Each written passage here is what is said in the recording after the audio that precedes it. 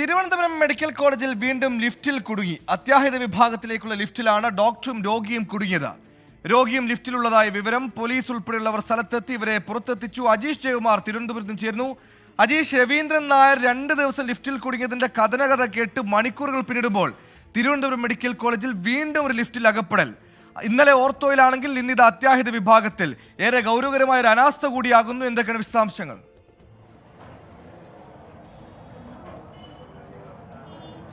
സുഹൈൽ, ഞാനിപ്പോൾ നിൽക്കുന്നത് തിരുവനന്തപുരം മെഡിക്കൽ കോളേജിലെ അത്യാഹിത വിഭാഗത്തിന് മുന്നിലാണ്. ഇതാണ് അത്യാഹിത വിഭാഗം. ഇതിനകത്തുള്ള ലിഫ്റ്റിലാണ് ഇന്ന് വീണ്ടും രോഗിയുടെ കൂടെ ഡോക്ടറും ഉണ്ടായിരുന്നു, ഒരു ബൈസ്റ്റാൻഡറും ഉണ്ടായിരുന്നു. ഇങ്ങനെ 3 പേർ കുടുങ്ങിയത്. ഇവർ മൂന്നാമത്തെ നിലയിലും രണ്ടാമത്തെ ഇടയിലും പെട്ട ഭാഗത്താണ് കുടുങ്ങിപ്പോയത്. ഇതിനുശേഷം ഏതാണ്ട് അരമണിക്കൂറോളം ഇവർ മൂവരും ഇതിനകത്ത് തന്നെ ഉണ്ടായിരുന്നു. നിലവിളിച്ചതിനെ തുടർന്ന് ഇതിനടുത്ത് തന്നെ ടെക്നീഷ്യന്മാരും മറ്റ് ആളുകളുമൊക്കെ ഉണ്ടായിരുന്നു.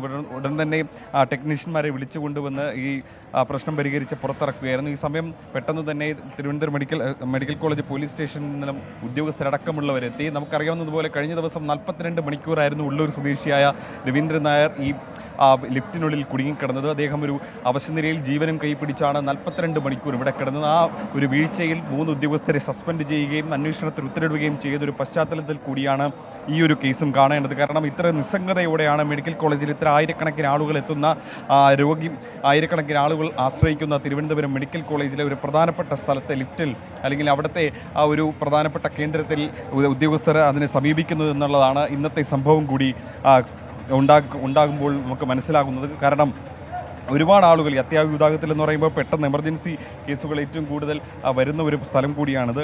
ആളുകൾ അങ്ങോട്ടും ഇങ്ങോട്ടും, അതായത് സ്കാൻ ചെയ്യാനും എക്സ്റേ എടുക്കാനും ബ്ലഡിൽ ടെസ്റ്റ് ചെയ്യാനും ഒക്കെ മുകളിലേക്കും താഴേക്കും ഒക്കെ പോകുന്ന പല ആവശ്യങ്ങൾക്കായി കയറി ഇറങ്ങുന്ന ഒരു സ്ഥലമാണ്.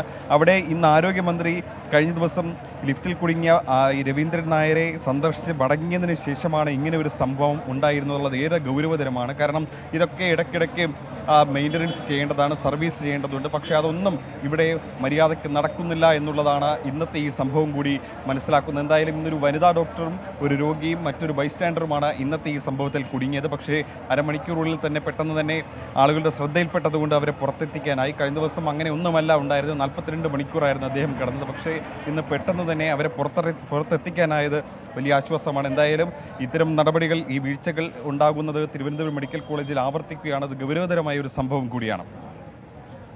അജീഷ് പറഞ്ഞതുപോലെ ഈ അനാസ്ഥ എന്ന വാക്കിന് പോലും രക്ഷയുണ്ടാക്കുന്ന രീതിയിൽ അനാസ്ഥകൾ അവിടെ തുടർന്നുകൊണ്ടേയിരിക്കുകയാണ്.